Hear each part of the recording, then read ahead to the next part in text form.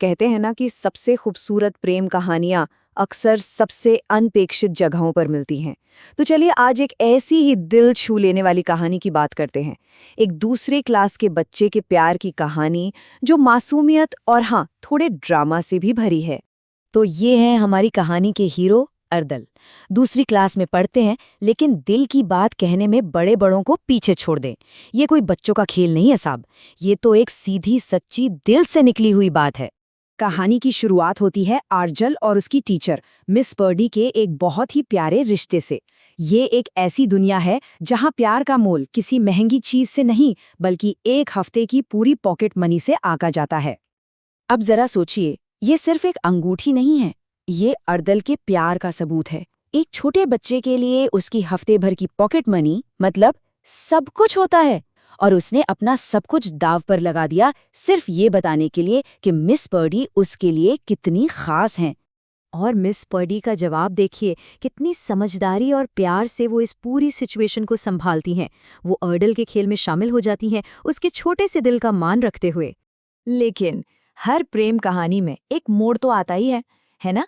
तो बस अब हमारी कहानी में एंट्री होती है एक ऐसे शख्स की जो अर्दिल की इस खूबसूरत दुनिया को हिलाकर रख देने वाला है। और यहीं पर अर्दल का सपनों का महल एक झटके में टूट जाता है। उसकी टीचर, जिसे वो अपनी मंगेतर मान चुका था, असल में किसी और से शादी करने वाली है।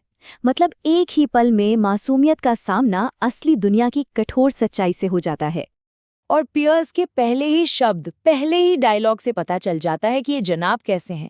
एक ऐसा इंसान जिसे अपनी होने वाली पत्नी की भावनाओं से ज्यादा एक फुटबॉल मैच की चिंता है। यहाँ पर देखिए दो तरह के प्यार का फर्क कितना साफ नजर आता है। एक तरफ है आर्दिल का निस्वार्थ समर्पण और दूसरी तरफ पियर्स की बेपरवाही। अब सवाल ये उठता है कि मिस पर्डी का सच्चा चाहने वाला कौन है?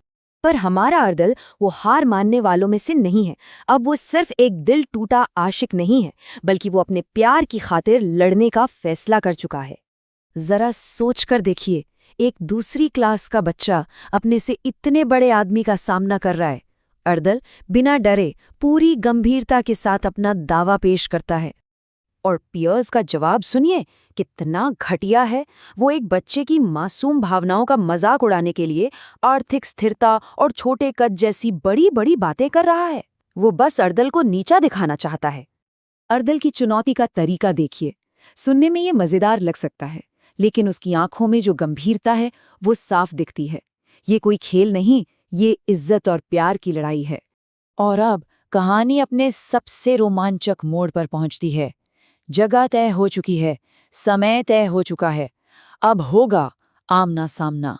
पियर्स वहां पहुंचता है और उसके चेहरे पर एक मजाक वाली हंसी है।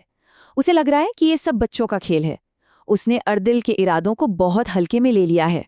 और ये है कहानी का टर्निंग पॉइंट। जैसे ही अर्दल अपनी पिस्तौल निकालता है, पियर्स की हंसी अचानक खौफ और सदमे में बदल जाती है। पियर्स की तो हालत खराब हो जाती है। वो घबराकर पूछता है, क्या ये खिलौना है? लेकिन आर्डल के चेहरे को देखिए, कोई डर नहीं, सिर्फ चट्टान जैसा इरादा। और फिर अर्दल एक और धमाका करता है। ये बंदूक उसके पिता की है, जो एक आर्म्ड पुलिस यूनिट में है। अब तो पियर्स के पैरों तले से जमीन ही खिसक जाती है। ये मजाक अब बहुत ज्यादा असली लगने लगा था। और बस जरा से दबाव में पियर्स का असली रंग सामने आ गया। वो पूरी तरह बिखर जाता है, फौरन हार मान लेता है और ये भी साबित कर देता है कि वो मिस पर्डी के प्यार के काबिल कभी था ही नहीं। पियर्स का गुस्सा अब बाहर आ जाता है और वो अपना असली घिनौना चेहरा दिखा देता है। इससे कहानी के विलन के तौर पर उसकी जगह पक्की हो जाती है और ये भी साबित हो जाता है कि अर्दिल का अंदाजा बिल्कुल सही था। तो इस पूरी लड़ाई झगड़े के बाद आखिर में हुआ क्या? चलिए देखते हैं कि हमारे छोटे सी हीरो ने इस सबसे क्या सीखा। आखिर में सब कुछ ठीक हो जाता है।